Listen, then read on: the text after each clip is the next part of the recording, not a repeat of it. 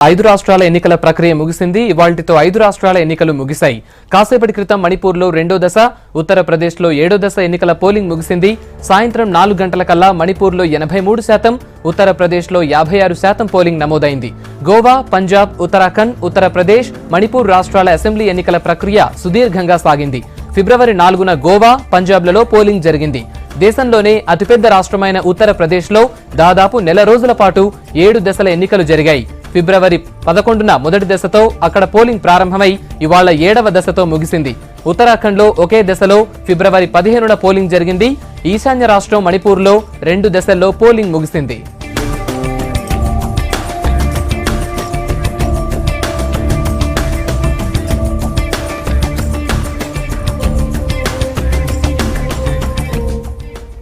Polling కు సంబంధించి మరిన్ని అప్డేట్స్ భరత్ అడిగి తెలుసుకుందాం. భరత్, చెప్పండి, యూపీ మణిపూర్ లో పోలింగ్ సరళి ఎలా ఉంది? రాజేంద్ర, మిగతా ఫేజులతో సమానంగానే దాదాపు ఈ ఫేజ్ లో కూడా యూపీలో పోలింగ్ నమోదైందని చెప్పొచ్చు. సాయంత్రం 4 గంటల వరకు ఎలక్షన్ కమిషన్ అందిన వివరాల వరకు 56% పోలింగ్ ఉత్తరప్రదేశ్ లో నమోదైంది. దాదాపు అన్ని ఫేజుల్లో కూడా 60-65% పోలింగ్ నమోదైంది. సో ఇంకా 1 అవర్ ఉంది కాబట్టి ఈ ఫేజ్ లో కూడా దాదాపు 60% క్రాస్ చేసే అవకాశం ఉంది. మణిపూర్ లో మాత్రం చాలా పెద్ద ఎత్తున ఓటర్లు పాల్గొన్నారని చెప్పొచ్చు. 85% మణిపూర్ లో పోలింగ్ నమోదైంది. ఇప్పుడు జరిగిన 22 అసెంబ్లీ నియోజకవర్గాల్లో ఫస్ట్ ఫేజ్ లో 38 అసెంబ్లీ నియోజకవర్గాల్లో పోలింగ్ జరిగింది.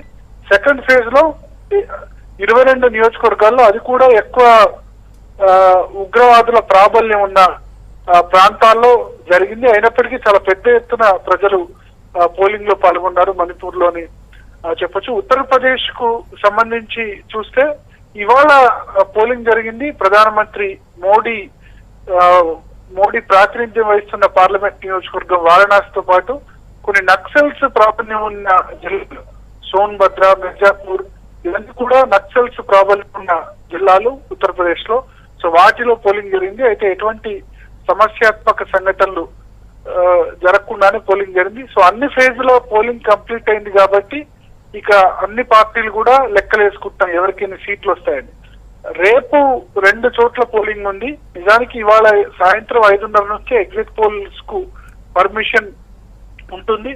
బట్ 2 సీట్లు, ఉత్తరాఖండ్ లో 1 సీట్లో, తర్వాత ఉత్తరప్రదేశ్ లో 1 సీట్ కు రేపు పోలింగ్ జరుగుతుంది. కారణం ఏంటంటే ఈ 2 చోట్ల కూడా గుర్తింపు పొందిన రాజకీయ పార్టీల క్యాండిడేట్స్ మరణించడంతో పోలింగ్ డేట్ ను వాయిదా వేశారు. రేపు పోలింగ్ జరగబోతున్నారు. ఎందుకంటే ఎగ్జిట్ పోల్స్ అన్ని కూడా రేపు సాయంత్రం 5:30 తర్వాత రానున్నాయి. అయితే ఇప్పుడు పోలింగ్ జరిగిన తర్వాత అటు సమాజ్వాదీ పార్టీ, ఇటు బీజేపీ 2 కూడా కాన్ఫిడెంట్ గా ఉన్నాయి.